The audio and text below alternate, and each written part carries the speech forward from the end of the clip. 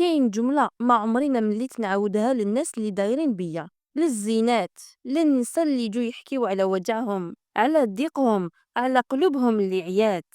نقول لهم ما كايناش حاجة في هذه الدنيا تقدر توجعك قد أفكارك. يا الزينة، راكي تحوسي على العدو اللي يكسرك، ما تحوسيش عليه بعيد، راهو يسكن فيك. عدوك الأول هو دماغك. يا الزينة، هو الأفكار اللي تتخبى في صمتك، في ليلك، فهدرتك مع روحك. يجيك واحد النهار تقولي لي نحب نحبس هاد الهضره اللي تدور في عقلي، راني حابه نرتاح. وانا نقول لك راهي الفكره بحد ذاتها فكره، راكي عايشه في دوامه، كل حركه ديريها هي انعكاس الفكره. وش من الحياه هادي وين الوحده ما تقدرش تشوف موقف بسيط برك بلا ما تحط عليه بصمتها، تشوفي انسان ولا انسانه وتعاود لك جرح قديم. نظره وحده برك، نظره وحده برك تشعل لك الماضي. ولا تشوفي واحد يشبه لحبيبك القديم وتولي دمعتك تحبط وحدها بلا ما تفهمي روحك. العقل ما يرحمش، راه يخمم 24 ساعة على 24 ساعة، يفسر، يبرر، يوجه ويحكم. تولي تزيني وتصبغي كل موقف بلون. وهذه هي الكارثة، أفكارنا، مشاعرنا، حالتنا نلبسوهم للواقع ونسينا الحقيقة، نسينا نعيشو. الزينة كل فكرة تجوز هي بذرة، وكل ما ركزتي عليها سقيتيها. تعرفي شحال من فكرة صغيرة ولات شجرة؟ شجرة بصح حزينة. هاد الشجرة ناضت وخرجت الجذور نتاعها، خرجتهم من التقلاق، والثمار تاعها خرجت من الألم. الزينات كامل صرنا كيما الصديقة اللي واحد النهار قالت لي راسي راهو حابس في فكرة وحدة ما رانيش قادرة نخرج منها. بصح هي ما تعرفش باللي راهي تغذي فيها، راهي تغذي في هذيك الفكرة، راهي ترعاها وتكبر فيها. وكل مرة يا الزينة، كل مرة كل ما تعاودي نفس الهاجس، تعاودي نفس الخوف، راكي تزيديها حياة، راكي تنفخي لها الروح، وهي تولي تتحكم فيك. ناس بزاف ما يفهموش واش نقصد كي نقول لهم عيشوا اللحظة، نصيبهم يضحكوا عليا ولا يقولوا لي ما نقدروش.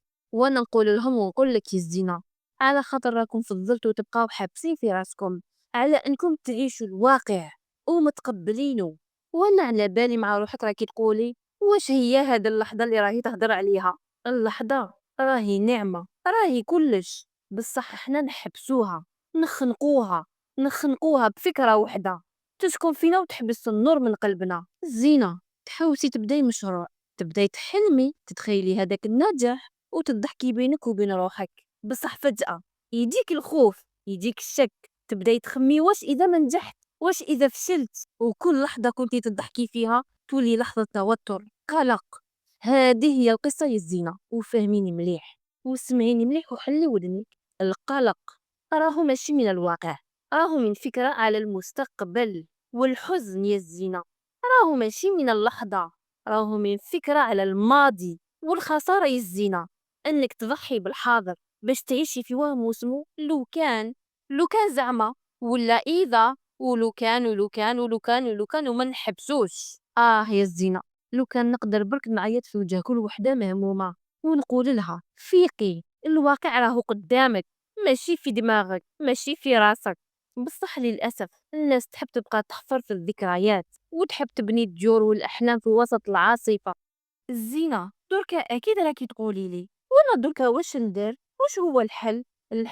الحل ماشي وصفة سحرية، ماشي كتاب، ماشي دورة تدريبية. الحل هو الوعي. كي تبداي تحسي بالهم، بالضيق وبالقلقة، احبسي وشوفي وقولي مع روحك انا وين راني، مع افكاري ولا مع هاد اللحظة اللي راهي بين يديا. زينة فيقي على روحك، شوفي مليح، راقبي مليح، وعيشي واختاري تبني وما تهدميش، تزرعي حب لا تخلي الخوف يحكم. والقرار هنا يرجع ليك انتي وحدك.